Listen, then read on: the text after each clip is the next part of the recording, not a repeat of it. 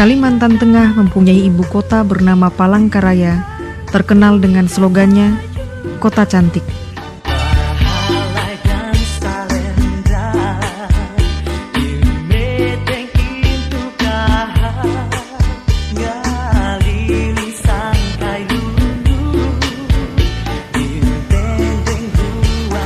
Kapuas adalah salah satu dari 14 kabupaten yang ada.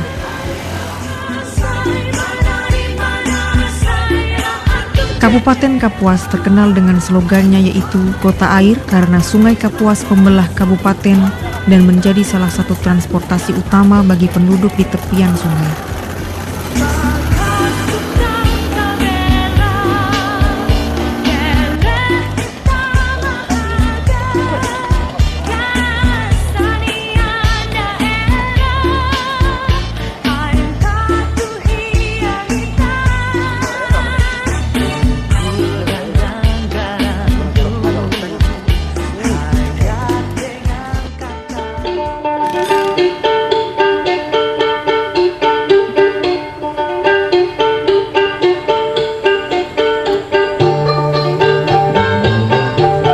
Desa Muroy Raya merupakan salah satu desa yang terletak di aliran anak sungai Kapuas, yaitu Sungai Muroy. Desa Muroy Raya terdiri atas 4 dusun, yaitu Dusun Pantar Kabali, Dusun Tapian Karahau, Dusun Bukit Keramat, dan Dusun Tanjung Jaya. Dusun Pantar Kabali ditetapkan sebagai pusat administrasi desa.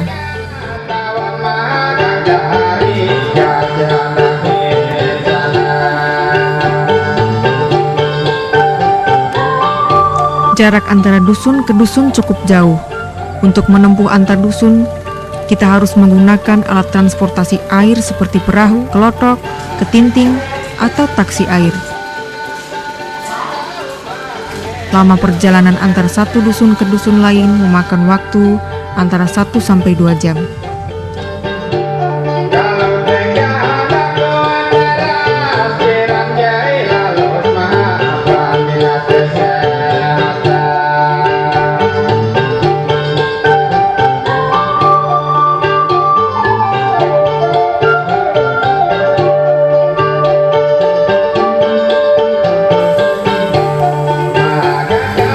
Tapian Karahau adalah dusun bagian dari Desa Muroy Raya. Jarak antar dusun di Desa Muroy Raya sangatlah jauh. Dusun ini masih menjadi wilayah cakupan Puskesmas Danau Rawa.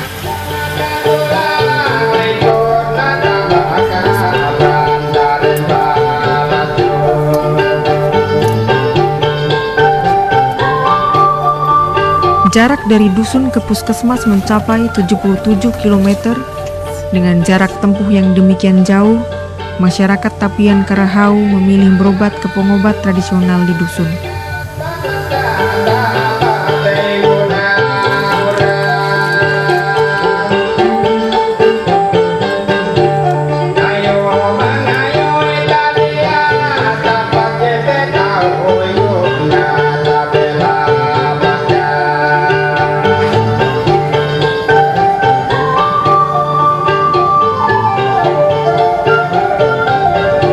Masyarakat Tapian Karahau mayoritas adalah suku Dayak Ngaju.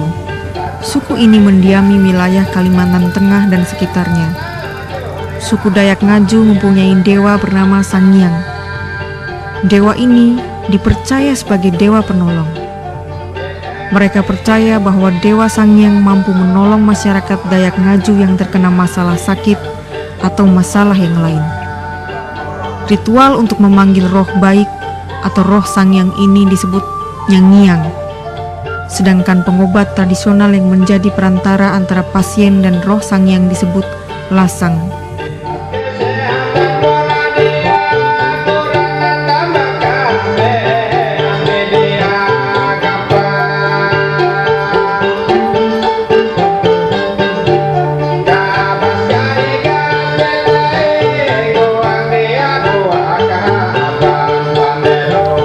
Dalam mitos suku Dayak Ngaju, Sangiang adalah maharaja yang menempati alam atas dan tinggal bersama Ranying Mahatara Langit atau Tuhan.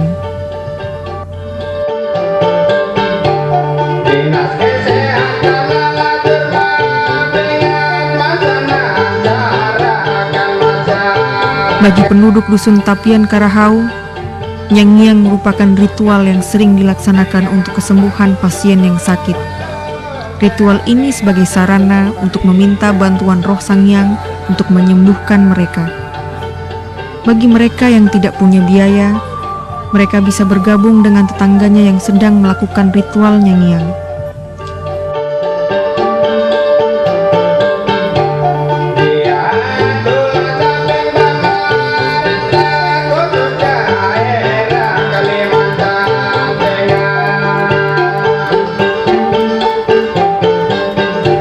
Ada 3 tahap dalam ritual Nyangnyang ini.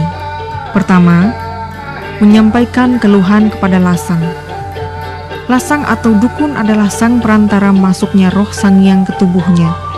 Pada tahap pertama, yaitu menyiapkan sesaji awal untuk memanggil roh Sang Hyang. Pada tahap ini, ada sesaji yang harus disiapkan berupa beras kuning, uang logam dalam gelas, kelapa, dupa, dan anggur malaga.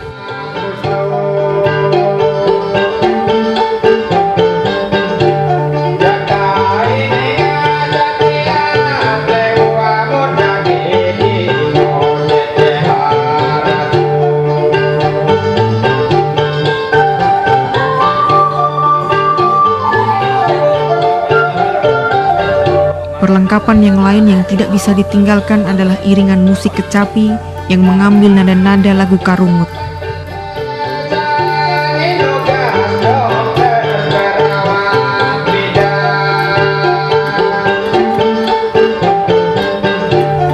Tahap kedua adalah tahap diagnosa penyakit oleh Sang Hyang.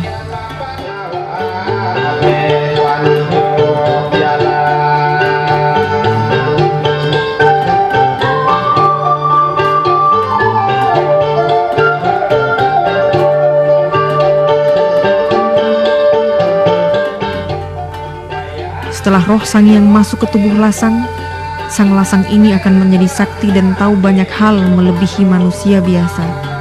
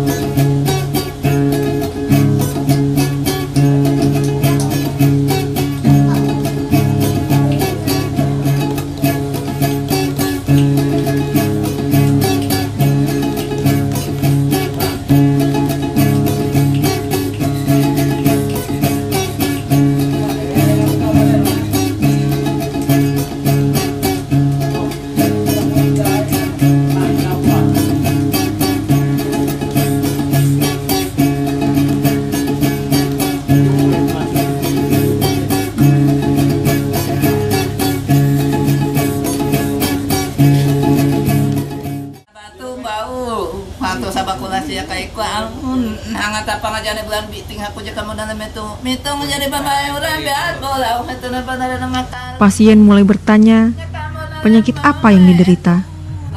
Roh Sang Hyang melalui lasang ini akan menjawab segala pertanyaan yang ditanya oleh pasien. Berapa hari? Oh, berapa hari lah. Yo hulu na buru buek ka kemi mbak. Iya ta. Hari kia aku aja. Hari dia aja lah.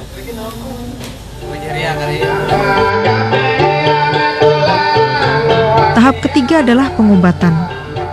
Dalam pengobatan ini Sang Hyang akan mengeluarkan sumber penyakit dari pasien dan sumber penyakit yang berupa benda atau wujud tertentu. Media untuk mengambil penyakit itu adalah daun sawang.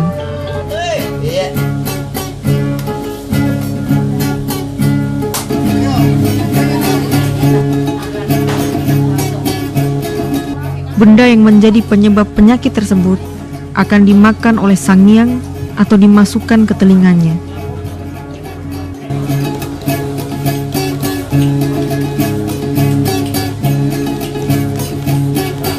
Setelah tugas Sang Hyang selesai dan tidak ada lagi keluhan dari pasien, roh Sang Hyang akan meninggalkan tubuh Lasang. Lasang kembali menjadi manusia seperti biasa, seperti masyarakat yang lain.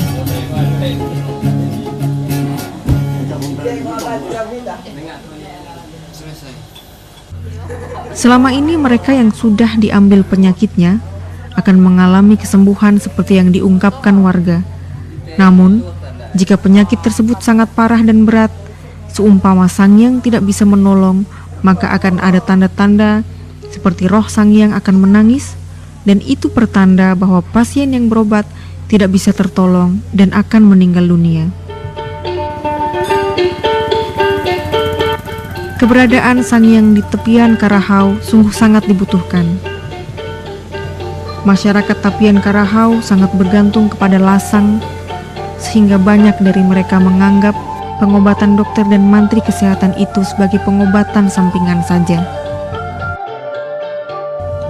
Bagi etnis Dayak Ngaju di tepian Karahau, mereka lebih mempercayakan pengobatan mereka ke Sang Hyang karena masalah akses yang jauh ke fasilitas kesehatan dan intensitas petugas puskesmas yang berkunjung ke dusun mereka sangat jarang. Selain itu juga karena tenaga kesehatan di puskesmas kurang. Untuk itu, agar derajat kesehatan masyarakat lebih baik, perlu adanya petugas kesehatan yang menetap di situ. Setelah itu akan ada kerjasama antara para pengobat tradisional dengan petugas puskesmas untuk mengatasi penyakit yang disebabkan gangguan roh atau yang disebabkan hal-hal medis.